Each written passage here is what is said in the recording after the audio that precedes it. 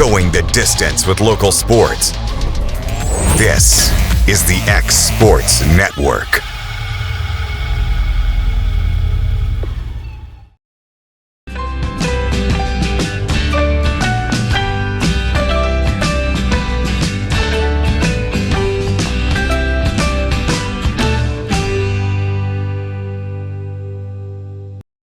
Financial advisor Scott Beasley knows time spent with family is everything.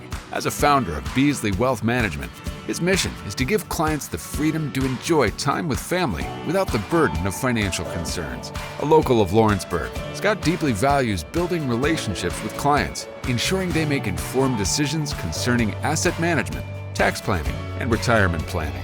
Offering a free initial consultation, Beasley Wealth Management helps clients pursue their aspirations with confidence.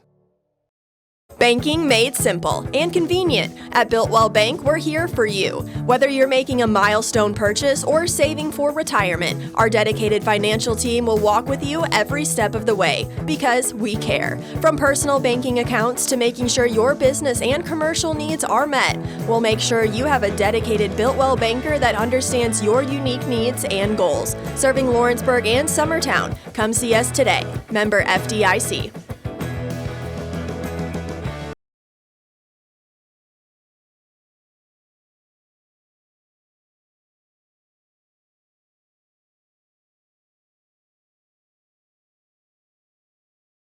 At C&B Linen, fast, friendly, and reliable service is our promise to you. Because you're not just a customer, you're family.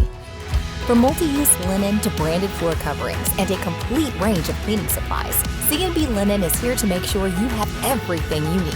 From our high-quality products to our fast, friendly, and reliable service, you'll experience the difference with C&B Linen. Because you're not just a client, you're part of our family. You'll be winning with C&B Linen.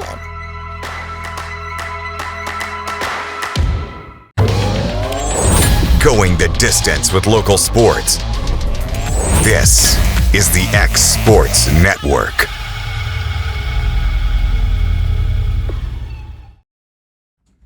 And welcome everybody here to X Sports Live, brought to you by C&B Linen. AJ Good, joined by Kate Schultz, Michael Marks, and we are currently building the ark to handle all this rain that is going down the roadways. We've all experienced it today. It's been very crazy. Kate and I were at the gas station at the same time. Kate is much smarter than me. He parked where there wasn't puddling in the parking lot. I did not. My shoes are currently wet. I'm currently cold, but we're going to get through this because we got a lot of sports to talk about. But I must say, happy Father's Day to all the fathers out there. It was a great day yesterday. Today sucks, but yesterday was a great day. I actually got to go to a Trash Pandas game with my kids. Great seats. Again, minor league baseball still undefeated as far as like cost. Seeing some of the future, and I got to see a guy from the Biscuits hit 3 home runs yesterday. Guys, who would have? If I told you a game finished 11-3, how long do you think that game took? And it was 10-0 after the third inning. Oh wow! So I'll go right at 4 hours. No, I'm gonna go. I'm gonna go a little over 3. About 3:15. 2.5 on the dot. Wow. 11-3 game. It started at 4:05, ended at 6:35. That's impressive. Yeah, it took longer for the kids to run the bases after the game than the first 3 innings took. My wife and I looked at that line because we didn't pump my son up. He's 4 years old. He doesn't understand how much of a thrill that could be. And we looked at that line, which was wrapped around right field. And we went, nah, we ain't doing that. But we had a good time with it. You can't see her, but Kelty is now helping us out produce. So if anything else happens, it's not the guy with the computer, which was me. It's now Kelty's fault if anything goes haywire. But she's over there and she's going to do a great job. So probably be better than way better than what I was doing. But guys, let's get into the world of sports. Let's start off. Got a couple big things going on this weekend. Starting off Friday. As our show, X Sports Live, was premiering on Friday, the United States was taking on Australia in the World Cup. They win. They've they've outscored their opponents 6-1. The first 2 games they have won their group stage, so they will come out and go to the round of 32. And man, this just feels like a completely different U.S. team than what we've seen in World Cups past. Yeah, I mean, it is complete opposite because obviously that 4-1 win over Paraguay was really nice, but the 2-0 win over Australia on Friday after I guess that initial shock had kind of settled. This was a U.S. 2-0 win without Christian Pulisic, their best player, and it was their first time getting back-to-back World Cup wins. I don't know if this was an accurate stat, but it said it was their first back-to-back Cup wins in 96 years. Whew, man. So the fact that they're able to win their division before even having to play the final game. Yeah. I mean, it's paying dividends for this team. Yeah. And I'll be honest, I'm just looking at some scores. I'm not a big soccer guy, I never really have been, but I should have brought my little cousin on here. He knows every one of these guys. Yeah. And he's 8 years old. But it's good to see. It's good to see United States doing good, and I'm rooting for them. I'm rooting for us. Yeah. That's all I can say about it, I guess. Yeah, I mean, But, they just, Mike played soccer, and I love the World Cup. My son has actually gotten into the World Cup, so even if I haven't been paying attention, we have somewhat watched every World Cup game so far. Man, it's awesome to see the amount of talent that's in our stadiums. Loving watching the world, loving being in America. And trying trying Texas brisket and barbecue, and trying all the things that we take for granted. I didn't realize that Europe didn't have air conditioning, or like only 1% of the houses in Europe or 1% of the houses in England have air conditioning. Which I just find shocking. Yeah. I mean, we can't live without AC. Probably two. I mean, if the power went out in here right now, we would be sweating in 2 minutes. Yeah, I mean, and it makes sense because their winters are really, really cold and they're really long, but their summers don't get as hot as ours do, but they're getting hotter because of climates and all that stuff changing around us. But I'm going to be honest, the more that I see them talk about what we have and how much they love it, the less I want to go to Europe. Well, and the thing for me is I kind of look at that, the reciprocal of that is I look at how cool the United States is. It's like all these people are coming in. It's like, man, look at this, look at this. It's stuff that we kind of take for granted. We got it pretty good over here. And Hidden Valley Ranch at TSA is going through Hidden Valley Ranch like it is nobody's business. Yeah. People are trying to bring that back to Europe with them. Yeah, which I've been seeing, like they do have ranch, but it's different. It's more herb based and not as creamy. It's more like an Italian type. Yeah, like a dressing, like a salad dressing, which it's a salad dressing for us, but ours is thicker. And more, it's meant to be more of a dipping sauce now. Yeah, it's dipping sauce, which it's weird. The older you get, your taste, like I used to hate ranch. Now I love it. I'm not going to order it on something, but if it comes on something I order, I'm not picking it off, or I'm not going to ask for it not on there. Like Beta Club convention, where my wife is a Beta Club sponsor. How about shout out to Boone Gobble becoming the first ever national president? Wow. Yeah, that's Beta Club. That's impressive. Shout out to him. And he's worked really hard for that, and that's kind of been a dream of his. And to see him achieve it, that's really awesome.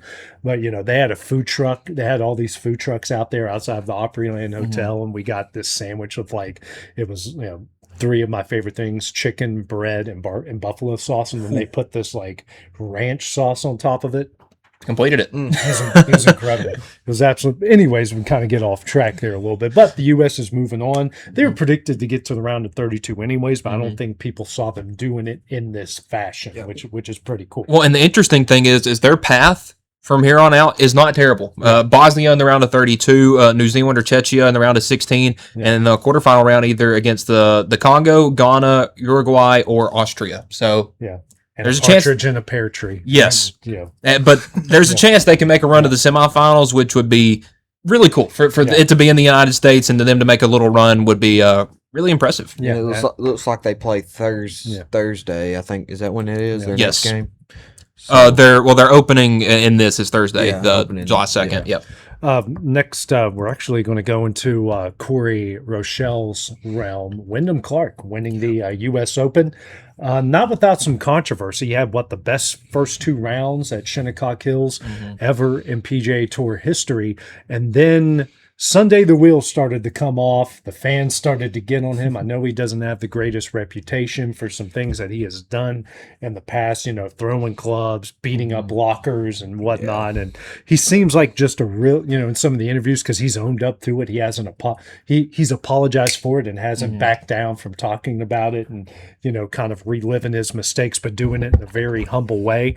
And he basically said at one point, I deserve to be booed, and it's okay. I hope you love me after this. He's now a 2-time major winner, and got a little hairy there at the end, but he found a way. He kind of roaried it at the Masters, which was made it very interesting, but ended up winning at the end of the day. Well, you're playing at Shinnecock, so you knew that him being 6 under heading into Sunday was not going to last. And like you said, exactly the same way with Rory did with the Masters. Sam Burns came and made it close there at the end, but Clark had built up such a good lead those first couple of days that it was going to be nearly impossible for him to lose that lead on Sunday. Yeah, well, even he got to the 18th, there at the end with just a 1-shot lead, but was able to hold on. And I'm reading a couple things right now just about his shots. Made a 52-footer That's there. Incredible. So great job by him, and that's awesome. Yeah, it's good for him. I've interviewed him a couple times, and they've always been pleasant. He seems like a pleasant guy. I mean, I get mad. I mean, you guys don't want to hear half the things I say in my car. Well, I mean, it's golf, and it's an extremely.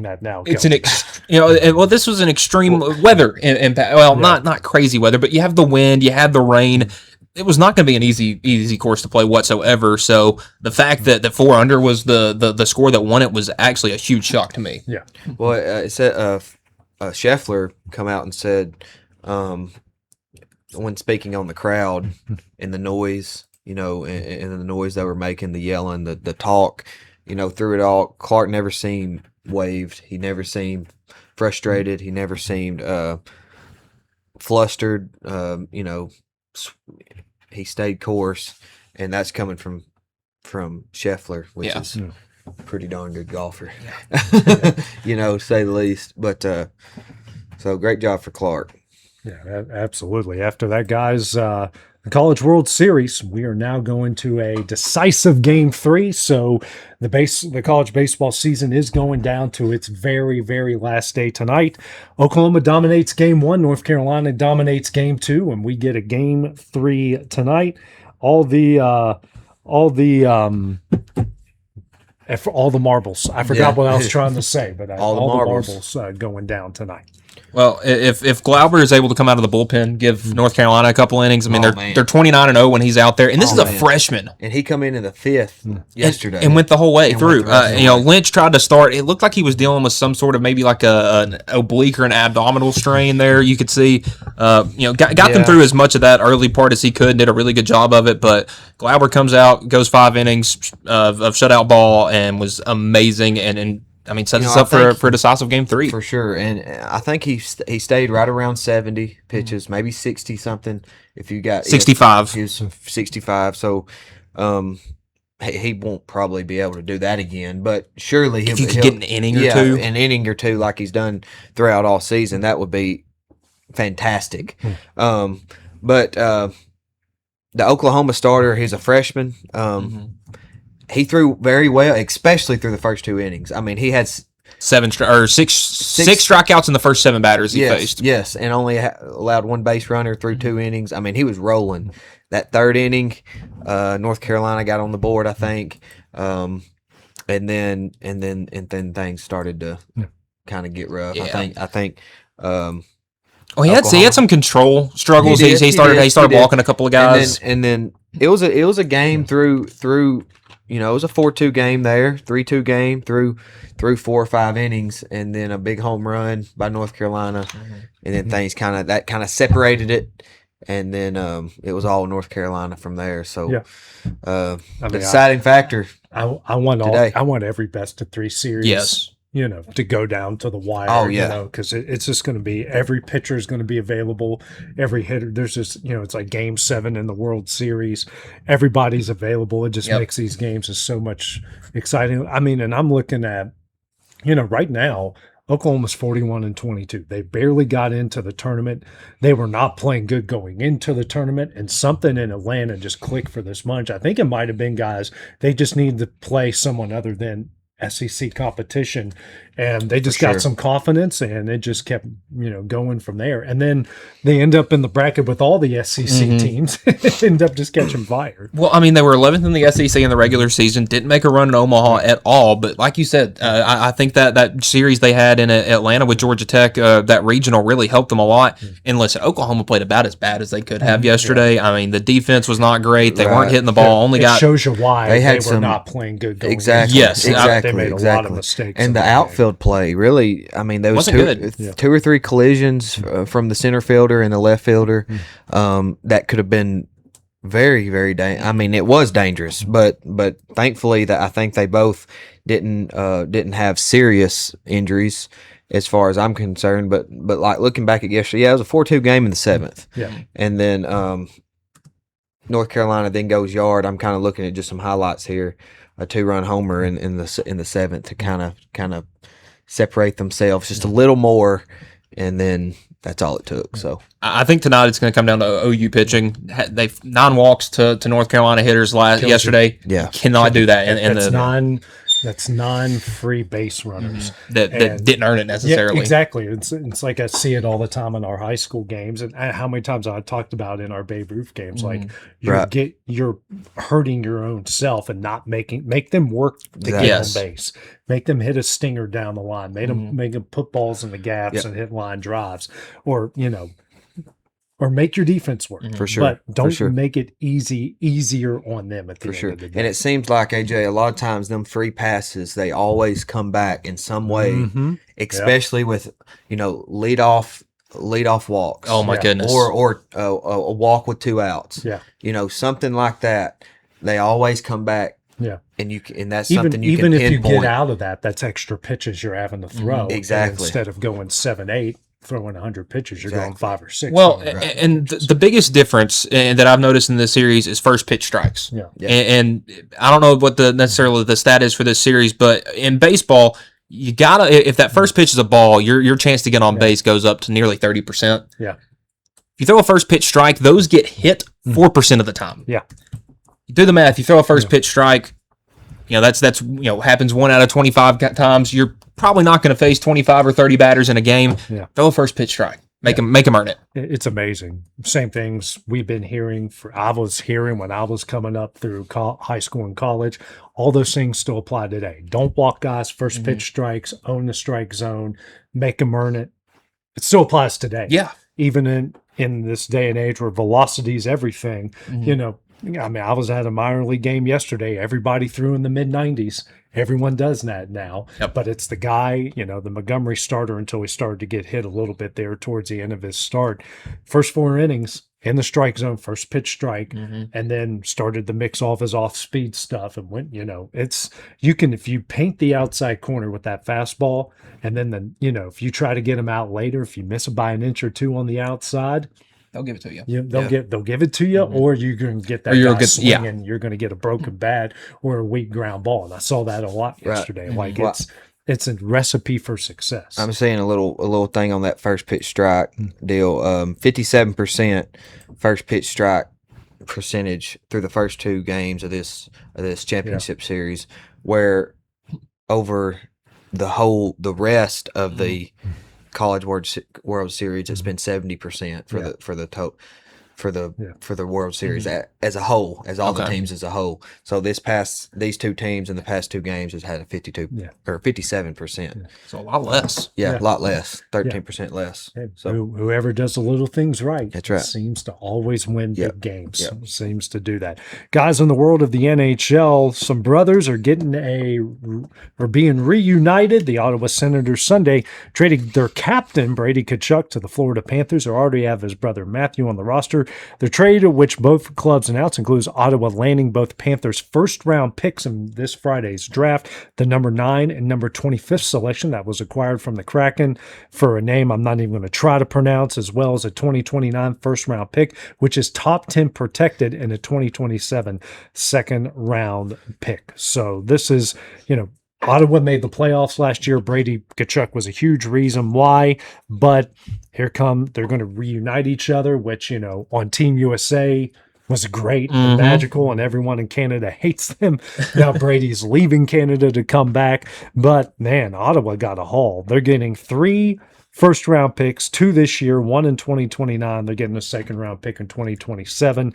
So they are certainly getting a lot in exchange. In Florida, Brady's only 26 years old, and his brother, I think, is like 20. He's 28. So you get these 2 guys, both very skilled, very talented, and love to get under the opponent's skin. Florida, after winning back-to-back cups and didn't make the playoffs last year, looking for a way for some redemption this time. Well, and how do you do that? You go take another playoff team's captain, and funny enough, it's another one of your big players' brother. Yeah. I think that dynamic is going to be awesome for them, too, just to get to play together. I think we'll probably see them both uptick maybe a little bit this season. And I think the Panthers may be back to I would say hopes are going to be high for them heading into this 2026-27 season. And, they still got the bulk of that team back from their Stanley Cup finals, but, Father Time's always, some of those guys are aging veterans. Father Time's always undefeated. Maybe it is time to inject some new life into the organization. Yeah, I would say, and that's got to help. I would say I never had a sibling that I could play sports with growing up, but I can imagine that's an unreal feeling. And I was about to say, too, their parents should be able to well, their dad catch a lot of the games. Their dad was an NHL legend. So I would say, that name. Yeah. Is, it's hard to spell, hard to say. Yeah. But, you got 3 guys that did great things in the NHL. To some NBA news, Giannis expect to be traded before the start of the NBA draft Tuesday, with the Celtics and the Heat emerging as finalists to land the Bucks superstar. The Bucks have engaged in serious talks with the Celtics and the Heat, sources have told ESPN, and are weighing significant offers for Antetokounmpo. Nailed it. Yeah. Boston's offer centers on 5-time All-Star Jaylen Brown and a proposed swap of the 2 top NBA players. The Heat, on the other hand, have offered players on cost-control contracts and significant draft capital to the Bucks, according to sources. Miami has the number 13 pick in this year's draft. So you've got one team going to give you a All-Star and an NBA champion for another All-Star and an NBA champion. The other one is going to give you, bench guys, easy to manage contracts, and a lot of draft picks for your future. I'm a little unsure how I kind of feel about this whole thing as a Celtics guy, because Jaylen Brown and Jason Tatum won the Celtics championship. I don't know why you'd want to split that up for another guy that plays the exact same position. Essentially, if I'm a Celtics guy, I don't want Giannis. Yeah. You have Jaylen Brown, you have Jason Tatum, and even some other guys like Derek White and whatnot have been very big pieces. Why would you want to change something up and go get a guy like Giannis that didn't play much last year? He was injured and stuff like that, but it feels like he's been more on the news side of sports as opposed to what he's actually doing on the court. Right. And knowing that, do you want somebody? Obviously, Giannis is elite in what he can do. Yeah. But at the same time, you're trying to build, in my mind, again, who am I? I've said that several times, but you're trying to build something to make the playoffs, to make that deep run, and like you just said, that's a very good point. Do you want to split up Brown and Tatum? They have Pritchard. Don't they? Yeah, I would say still have Peyton Pritchard. I think they still have Devin White too. Yeah, I don't know if you would if Pritchard would have to get gone during this if he. But I like Pritchard. I like watching him play. Yeah. He's a good player. You would obviously have to give up quite a bit to get Giannis. So, who knows? And hey, listen, with Brad Stevens as the GM of the Celtics, the guy making all the signing all the checks, that, and the other. He's going to get a good deal if Giannis does make his move to Boston. And, hey, maybe this is a sort of similar to Kareem leaving Milwaukee in the late 60s, late 70s when he made his move to LA. And he still had some very, very valuable years and won the Lakers several rings in the 80s. So, hey, if Giannis could come to Boston, win them a couple more championships, I'm not gonna complain one bit. Yeah, because again, you mentioned he does have a Finals championship to his name. Right. He's won that with the Bucks. So now I'd say he's free to go elsewhere and try to win as many as he can. Yeah. Well, and then there's talk about him going to the Heat as well. Mm-hmm. I think there's a lot of talk there, which there was some talk about.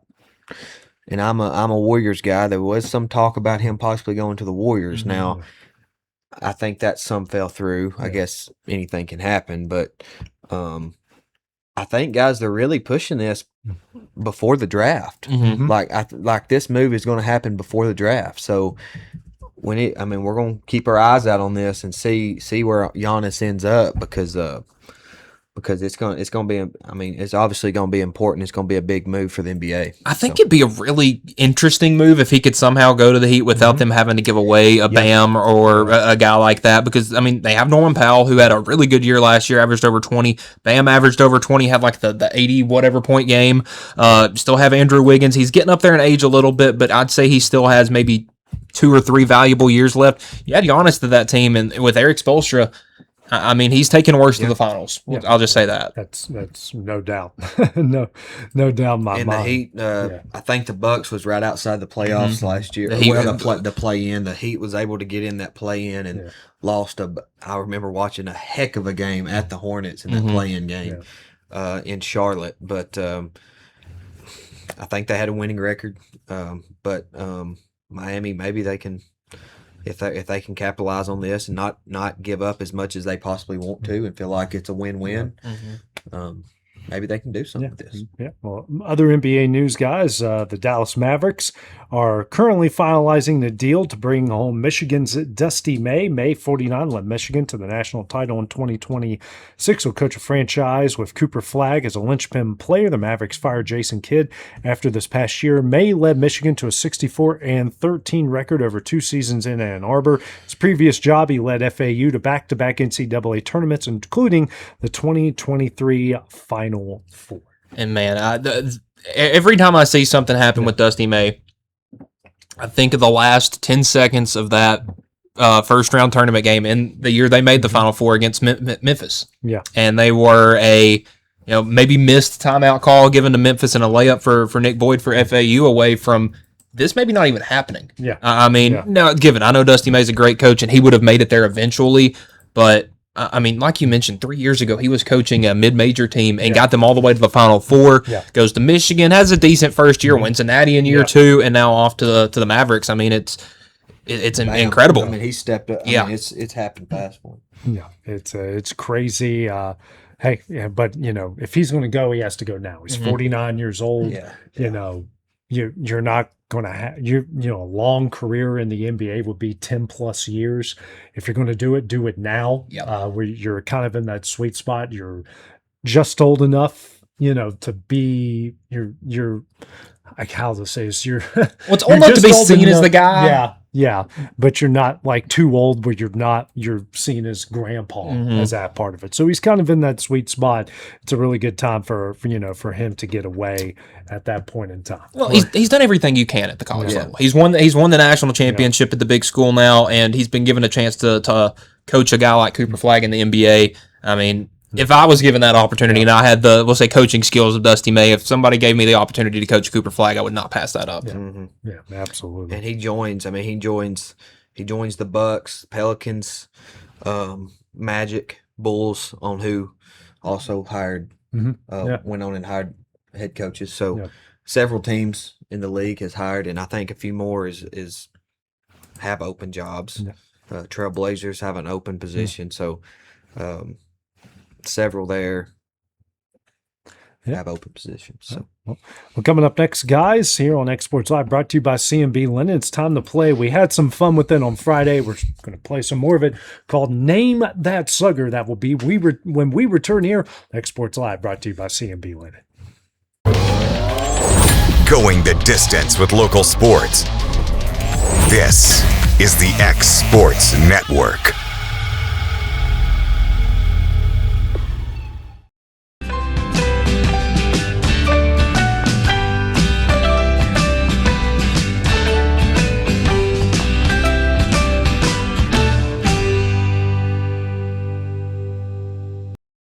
Banking made simple and convenient. At Built-Well Bank, we're here for you. Whether you're making a milestone purchase or saving for retirement, our dedicated financial team will walk with you every step of the way because we care. From personal banking accounts to making sure your business and commercial needs are met, we'll make sure you have a dedicated Built-Well banker that understands your unique needs and goals. Serving Lawrenceburg and Summertown. Come see us today. Member FDIC.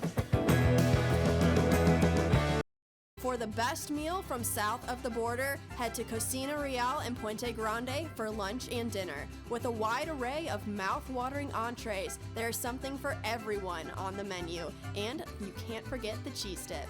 They'll treat you like family, and you'll never leave hungry. Make Cocina Real Mexican Restaurant and Puente Grande Mexican Restaurant your choice for authentic cuisine, located in Lawrenceburg, Tennessee.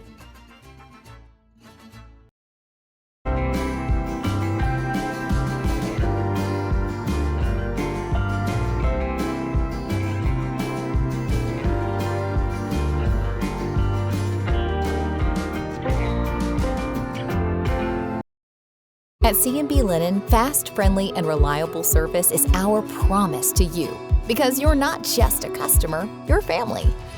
From multi-use linen to branded floor coverings and a complete range of cleaning supplies, C&B Linen is here to make sure you have everything you need. From our high-quality products to our fast, friendly, and reliable service, you'll experience the difference with C&B Linen because you're not just a client, you're part of our family. You'll be winning with C&B Linen.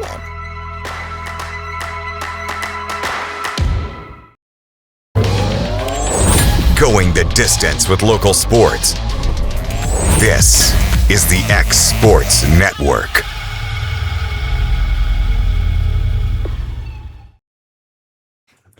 And welcome back to X Sports Live, brought to you by C&B Linen. AJ Good, joined by Michael Marks and Kate Schultz. Guys, we just went through the news of the day. Now we are going into our favorite subject. Loved it this past Friday. We're going to play some more called Name That Slugger. So, guys, got a couple home run leaders from certain years. We're going to go back to my day. Oh, boy. Give me the top 10 home run leaders from 1988. And you will be shocked at some of these numbers. If you Could guys, you give me the number, like just the number for how many the most was? the most was 42, Okay, and what was 10th, or we'll say, on this list? 27th. Wow. And there's a three-way tie for 10th. Again, I'll probably have to give you some hints on some of these guys. So I'm thinking late 80s sluggers. That brings me to guys like Jose Canseco. Number one, 42 home runs that year. He also had 124 RBIs, 34 doubles. Oh, I want to see. I'm gonna, no, it won't let me I'm gonna do have to go with Sammy Sosa. Sosa, I don't think Sosa had gotten into, he did, but he was very new to the league. Canseco also had a 40-40. That was 40 stolen bases. That was his 40-40 year. Yeah, All okay. right, look at me. Was McGuire wouldn't have been up yet, was he? Yes. Oh, okay. 32. He was fourth that year, 32 RBIs, just 32 homers, 99 RBIs. The funny thing is, guys, was that the year of the earthquake in the World Series, or was that the next year? 89, I Okay. believe that was against the Giants. The funny thing is, guys, I'm looking in the top 10. The most strikeouts for anyone in the top 10 was 153. Wow.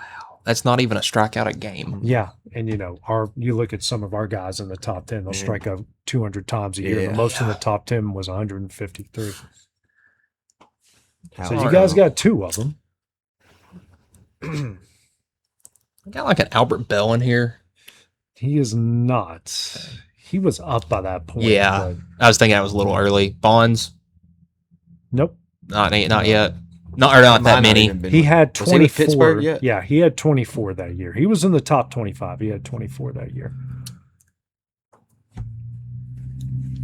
I feel like the 80s is such like a time in baseball that I really just don't know a whole lot of guys. Like I could throw like a Ron Sandberg in there. I'm gonna have to go with Randy Johnson threw at his head in the 01 World Series or something like that. Man, I was 12 years after '88. Crap, he might not have John Chuck or something like that. John Kruk? Kruk. No. Kruk. Is he late? Kruk wasn't much of a home run hitter. Okay. He was a good hitter, and he could go gap to gap. He was a good slugger, but he wasn't, as far as home runs go, wasn't a big home run guy. Maybe a couple years after his prime. We got Darryl Strawberry in here. Number 2. Yeah. 39 homers, 141 RBIs, walked 85 times. Yeah, I mean, watching the 30 for 30 about those mid 80s Mets teams, and just like some of the stats from Darryl Strawberry and Doc Gooden. I mean, if they could have kept out of drugs and stuff like that, how incredible they could have been. Yeah. Or maybe that was what gave them that boost. Who knows? He had 29 stolen bases that year. Pretty good year there for. So you guys have gotten the 3 of the top 5. You're not going to get number 5. It's Glenn Davis for Houston. He had 30 home runs, 99 RBIs. I'm going to give you some of the guys at 27. Okay. Kevin McReynolds. Never heard of that name before. And I don't know if you guys know who Gary Gaetti is, but he finished 8th with 28 home runs. Okay. Do we have like an Andre Dawson in here? No, I wish. This is the year right after his 87 MVP. Mm-hmm. I was thinking maybe he would have been up there after the MVP, but I guess not. No Cubs in the top 10, unfortunately. I would say I may be at the point where I need some teams. You got a former Brave at number 3. Former Brave Ray Cub at number 3, but he was with Toronto at the time. Ooh. I'd say Joe Carter's the only name. He's number 10. Okay. He is number 10. That wasn't the one. He's 27. He was with Cleveland at the time. 27 homers, 98 RBIs. A little before the World Series up there in Toronto. I got nothing. I don't know. Fred McGriff was number 3. He had 34 homers, 82 RBIs. He struck out 149 times. I mentioned Glenn Davis. Will Clark. Yep, Speaking Will the of Thrill. those Giants, he had 29 homers, 109 RBIs, walked 100 times that year as well. 102 runs scored. Andres Galarraga also tied there at 29. He had 29 homers, 92 RBIs. 500 home run club member Eddie Tony Murray Gwynn with Baltimore. Was Eddie Murray really? Yeah. Was Tony Gwynn in there? Was that before his time? Yeah, he wasn't a home run hitter. I don't think Tony ever hit more than 20 home runs. Okay. He may not have. Eddie Murray, 28 home runs. So Baltimore that year? Yeah. Yeah, I think he spent Cleveland and Baltimore. I think that's everybody there in the top 10 in 1988. Let's move up 10 years, guys. I got a couple more of those than I thought, honestly. Yeah, you did good. Move up to one of the most infamous years in baseball history, 1998. Can you guys give me the top 10 home run leaders? And the numbers are very staggering compared to what we just looked at. Well, this is the Sosa McGuire summer, let's isn't go it? McGuire. So that's 1 and 2. Yeah. So McGuire, 70 homers, 147 RBIs. Sosa, 66 homers, 158 RBIs. I mean, you read that and you almost want to bring back steroids to baseball. I mean, that's insane. Yeah. 70 home runs. I mean, that's almost one every other game. But then again, I'm looking at the strikeouts from the top 10. The most was 171. Sosa had 171 strikeouts. McGuire had 155. But still. Yeah. And the most on this list was Sosa, at 159. A lot of – can you guys guess how many times that McGuire walked that year? I'll go 80, 85. Oh, are we over 150? We're going that way, are we? Over 150 walks? Mm-hmm. What was his on base percentage? 162 walks is what McGuire had. His on base percentage was 470. He hit two. Wow. He had 299. He had an OPS of 1222. Sosa hit 308. He walked 80 plus times. His OPS was 1024. You had another guy with a 1055 OPS. I mean, the batting averages were crazy. They were crazy in that too, because of those walks, only 28 were intentional. Let's go Ken Griffey. Griffey, number 3, 56 home runs, 146 RBIs, 120 runs scored.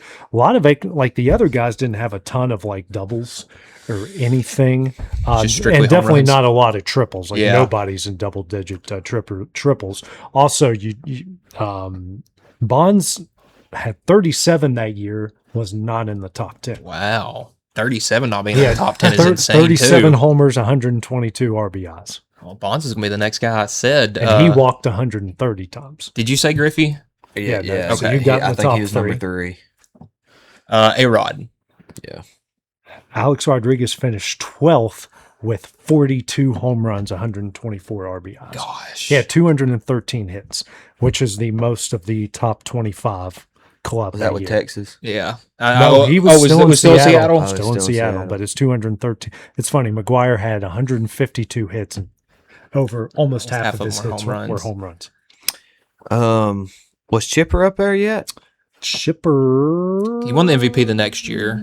He finished 23rd with 34 home runs, Gotcha. which would have put him third in 1988. I would say that's the numbers I'm comparing to. I was like, man. You guys don't realize how insane. Yeah. This is unbelievable. It was great. What number is 10th? Or the tie for 10th? There is no tie for 10th. Okay. There's a tie for 8th, but number 10th had 44 home runs. Everybody in the top 10 here. This is a wild thing. All the guys in the top 25 in home runs that year had over 100 RBIs. I may need some teams. I can throw the guys out there. Actually, the guy who finished 10th was a Brave at the time. Andrew Jones? No. David Justice? No. I don't know how many other. Hold on a minute. I got to get that one. Big first baseman. Had a very creative batting stance. Oh. I can't think of his name right now. I don't think I got it. Andres Galarraga again. 44 Man, he was in homers. both. Yep. 121 RBIs. Number 9 was in Cleveland at the time. Jim Tomey. No. Oh, this could be a couple of people because those Indians teams are really good. No, never mind. I want to say Tomey was hurt that It year. may have been. Would that have been Albert Bell?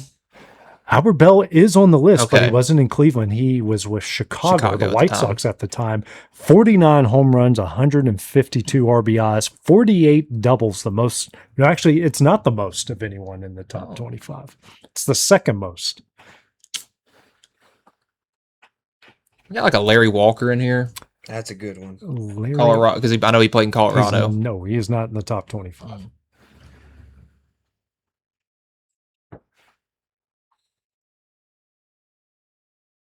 So I'm trying to go through the clip in my head of Pedro Martinez striking out the first 3 guys in '99 in that All-Star game. Give me a couple more. Give me a team. He was with number 9 was with Cleveland, ended up in Boston, Los Angeles. That would be Manny. Manny Ramirez. 45 home runs, 145 RBIs. So I forget he spent some. He had a couple of really good years in Cleveland before he was in Boston. Also, Galarraga was hit the most by anyone in the top 25 times. People really did not like the Braves. Yeah. Number 8 was a Texas Ranger at the time. 45 homers, 157 RBIs. Actually, he spent the bulk, most of his career in Texas. I think he only went to one other team. Was he an all-star? I had. Yes. Yes. He had this is a prolific run driver inner, another giant at the time. Is it? I don't know. Rangers.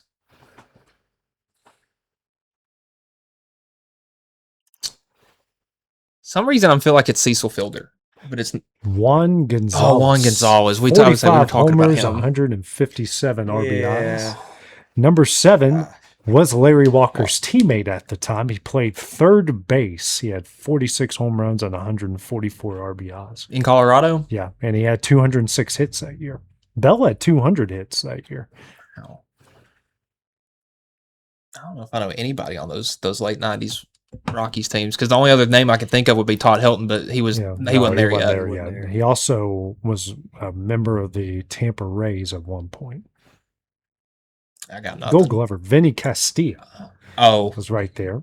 You mentioned Albert Bell. Number 6 was the leader of the previous list we just did. Canseco. Canseco, yeah. 46 home runs, the least amount of RBIs of anyone in the top 10 with just 107. Just 107. He did strike out the most, 159 times. No triples, 26 doubles, had 138 hits. No, it's crazy. You mentioned Albert Bell. Number 4 was with San Diego at the time. He had 50 home runs. I mentioned Tony Gwynn. No, it was Gwynn's teammate, and this team made it to the World Series. Yeah. Was Steve Finley on that team? No. He was on the team. He wasn't 50 homers. No.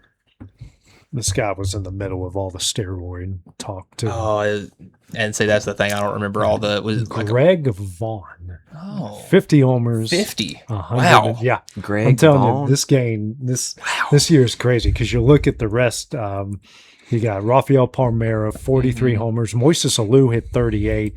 Mo Vaughn hit 40. Jeremy Burnitz, 38, along with Carlos Delgado, Vladimir Guerrero, Nomar, 30, along with Sean Green at 35, Bagwell, Tony Clark, Chipper, Javi Lopez, and Dean Palmer.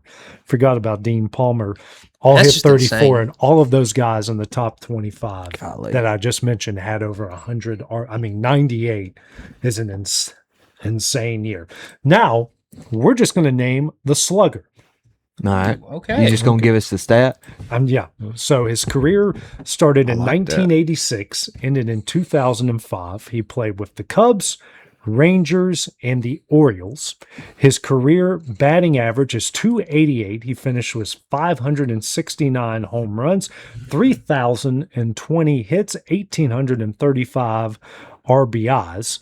His career OPS, 885. Cal Ripken Jr. Nope. And his wins above replacement career, 71.9. So he had. What teams did you say? The Cubs, Cubs, Rangers, and Orioles. Rangers. Okay. He had 11 seasons with 100 plus RBIs. Wow. How many seasons? 11. Okay. I'm trying to think of of the time it was spent on the Orioles. That's started in 86. He had 9 30-plus home run seasons, including 4 over 40. Okay. He started with who?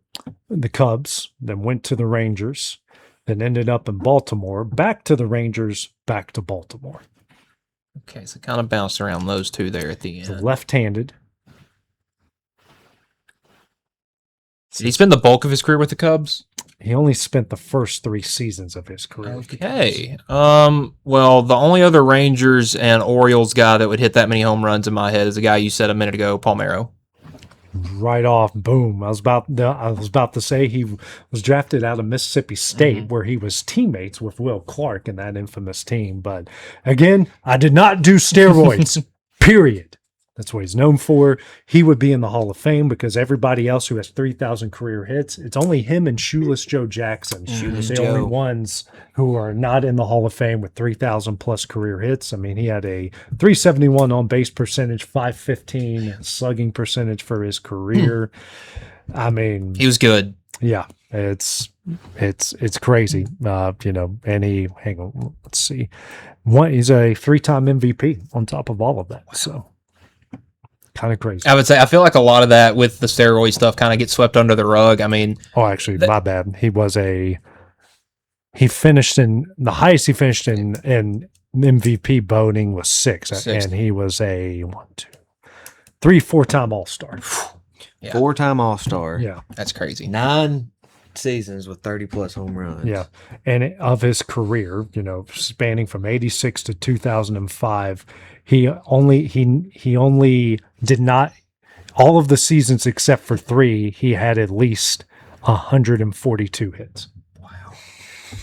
That's incredido. But you did the juice, yeah. You do the time, and that's where Rafael. You did the time. That's where Rafael Palmeiro is. Well, guys, I will wrap it up for an episode here of X Sports Live, brought to you by C&B Linen. Okay, Michael and myself will be back on Wednesday and Thursday of this week. So enjoy your rainy Monday, your rainy Tuesday, and we'll be back on a rainy Wednesday. Going the distance with local sports. This is the X Sports Network.